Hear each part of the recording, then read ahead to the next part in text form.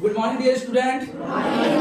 आज हम लोग कक्षा 8 के प्रश्नावली 10.2 का क्वेश्चन नंबर 1 सॉल्व करेंगे, है ना।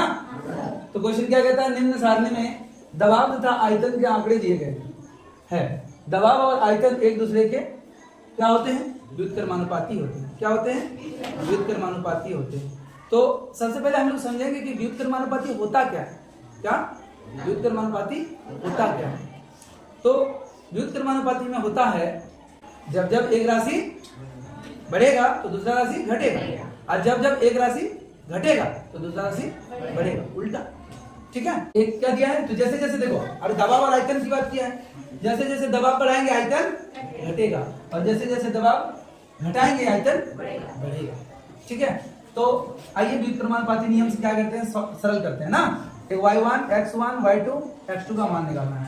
तो सबसे पहले क्या करेंगे, लिखेंगे हल ना, और लिखेंगे व्युत्क्रमानुपाती। क्या व्युत्क्रमानुपाती नियम से, क्या नियम से क्या होता है, देखो व्युत्क्रमानुपाती नियम, समानुपाती नियम में क्या कर रहे थे हम लोग, या अनुक्रमानुपाती नियम में क्या कर रहे थे हम लोग, इसका अनुपात बराबर इसका अनुपात कर रहे थे ना। इस बार क्या होगा, अनुपात नहीं, इसका 50 × 12 क्या करोगे, 50 × 12 = 60 × y1। ठीक है, अब क्या करेंगे, y1 को रहने देंगे, और 50 × 12 ये गुना में है, इधर आ जाएगा तो बट्टी में हो जाएगा, भागा में हो जाएगा ना। और 12 × 5 = 60 और 5 × 10 = 50। तो हमको क्या देखने को मिला, y1 बराबर कितना आया, 10 आया। अरे y1 को इधर कर दिया, इधर जो 10 बचा उधर, कोई दिक्कत। आप क्या लिखिएगा, आप लिखिएगा तो इधर 10 है ना, तो आप सोच रहे 10 को इधर लिखिए सर, और आप y1 को इधर लिखिए, ऐसे लिखने बोल रहे हैं। एक काम करिए, इसको पलट दीजिए, पूरा y1 इधर आ जाएगा, 10 पूरा उधर आ जाएगा। जब पूरा को उठा के इधर ले आते हैं, पूरा को उधर ले जाते हैं, तो इसमें माइनस प्लस नहीं है, और ये हो गया क्या, आपका आंसर। यस, y1 देखिए। अगला वाला देखिए, अगला वाला क्या करेंगे, फिर आगे बढ़ेंगे, इसी तरह करेंगे। क्या लेंगे, 60 × y1, इधर देखो, इसका इसका गुणनफल बराबर x1 × 8। अब देखो इन दोनों में y1 और x1 में एक का मान दिया हुआ है y1, तो निकालना होगा x1 का। क्या लिखेंगे, 60 × 10 = x1, और 8 को भी ले जाते हैं इधर, कोई दिक्कत नहीं है, कोई दिक्कत नहीं है। तो फिर क्या करेंगे, 4 से कटेगा, 15 × 4 = 60, 4 × 15 = 60, और 4 × 2 = 8, 2 × 5 = 10, और 15 × 4 = 15 × 5 = 75। कितना हो जाएगा, 15 × 5 = x1, तो 15 × 5 कितना होता है, 75। यानी x1 को इधर कर दो और 75 को उधर कर दो, और ये आ गया फिर आपका x1। ठीक है, तो हम लोगों ने क्या क्या निकाल लिया, y1 निकाल लिया, x1 निकाल लिया। अब क्या निकालेंगे, y2। क्या निकालेंगे, तो y2 निकालने के लिए क्या करना पड़ेगा, देखो ध्यान से, x1 × 8 = 100 × y2। इसमें से किसका मान दिया हुआ था, x1 का कितना था, 75 × 8 बराबर 100 × y2। अब y2 को रहने दो इधर, और 75 × 8 बटे में क्या करना, 100 ना। अब 25 दिया 75, और 25 × 4 = 100, 4 दूनी 8। तो देखो ध्यान से बाबू लोग, क्या बचा, 3 दूनी 6 बचा। अब क्या करिएगा, 6 बराबर y बराबर 6, दिस इज योर आंसर। समझ में आया है, समझ में आ रहा है कि नहीं। अगला क्या है, अगला ध्यान देने वाली बात है, x2 निकालना है। तो x2 निकालने के लिए क्या करेंगे, 100 × y2 = x2 × 4।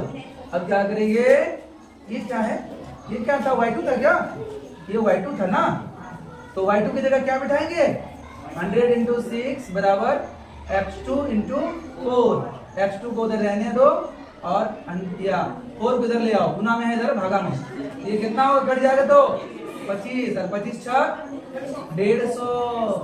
तो क्या करोगे, x2 बराबर 150, दिस इज योर आंसर। कोई दिक्कत, कोई दिक्कत है क्या, नहीं दिक्कत है, समझ आ गया ना।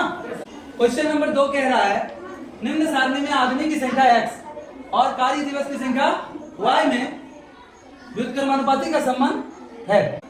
रिक्त स्थानों को भरिए। तो आदमी की संख्या ऊपर दिया हुआ है, नीचे कार्य दिवस दिया हुआ है। नीचे क्या दिया हुआ है? कार्य दिवस दिया हुआ है। चलिए हल करते हैं। हाँ, तो देखोगे तुम्हारे घर में कोई काम हो, यदि आदमियों की संख्या ज्यादा होगी तो काम जल्दी हो जाएगा, कम दिन में हो जाएगा। और जब आदमी की संख्या कम होगा तो कार्य अधिक दिन लगेगी। तो क्या हुआ? ये उलट हुआ ना। आदमी की संख्या ज्यादा तो दिनों की संख्या कम, कम दिन में काम हो जाएगा। अगर आदमी की संख्या कम तो दिन ज्यादा लगेंगे। होता है कि नहीं? ये व्युत्क्रमानुपाती का नियम लगेगा। तो लिखेंगे सबसे पहले क्या? व्युत्क्रमानुपाती, व्युत्क्रमानुपाती नियम से। नियम से क्या होता है? अभी पहला क्वेश्चन बना चुके हैं, तो इस क्वेश्चन में क्या लिखेंगे? 40 into y1 equal to 20 into 15।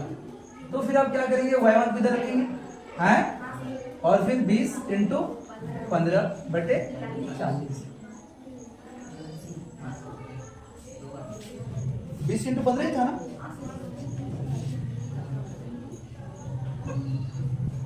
तो फिर क्या हो जाएगा? y1 इक्वल टू ये कट जाएंगे, 2 होगा, तो 15 बटे 2 क्या होगा? 15 बटे ये y1 क्या है? कार्य दिवस। अच्छा, मतलब 7.5 दिन लगेंगे। पॉइंट में करोगे तो 7.5 दिन। इसको पूर्णांक में लिखोगे तो y1 इक्वल टू 2 सत्ते 14, एक बच्चे का ऊपर में, और ये 2, ये हो गया आपका। ठीक है, अगला वाला देखो क्या है।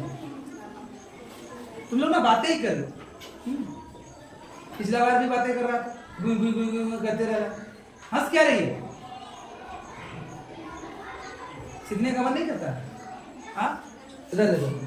अगला क्या निकालना मुझे? x1। तो फिर क्या करेंगे बाबू? 20 इंटू 15 और फिर x1 इंटू 5। तो 20 इंटू 15 और x1 इसके साथ गुना में इधर आएगा तो भागा में। 5 दिया 15, 5 दिया 15 और 20 दिया 60 इक्वल टू x1। आप क्या करिएगा? x1 को इधर लिख दीजिए और 60 को उधर लिख दीजिए। आ गया। ठीक, y1 भी आया, x1 भी आया। अभी क्या निकालना है? y2 निकालना है। क्या निकालना है? y2। y2 निकालने के लिए क्या करेंगे? x1 into 5 equal to 10 into y2। x1 कितना आया है? 60 इंटू 5 बराबर 10 इंटू y2। y2 को उधर रख दो तो 60 इंटू 5 बटे 10। 10 छक 60, अच्छा 5 30। तो y2 आ गया 30। y2 कितना आ गया? 30। समझ में आ गया होगा? ठीक, अगला क्या मुझे निकालना है? x2। क्या करेंगे? 10 इंटू y2 और x2 इंटू 40, है ना? y2 मेरा कितना निकला है? 30। और एक के बाद में अगर करोगे तो इसके साथ ये गुना में इधर आएगा तो भागा है। यहाँ कितना होगा? x2। ये कट जाएंगे 4 होंगे, और फिर ये कट जाएंगे 2 से, ये 15 हो जाएगा। तो क्या आ गया? 15 बटे 2। x2 बराबर क्या आ गया? 15 बटे 2। 15 बटे 2। इसको भी पूर्णांक में करोगे तो क्या हो जाएगा? 7 पूर्णांक 1 बटे 2 हो जाएगा ना? तो समझ में आ गया होगा?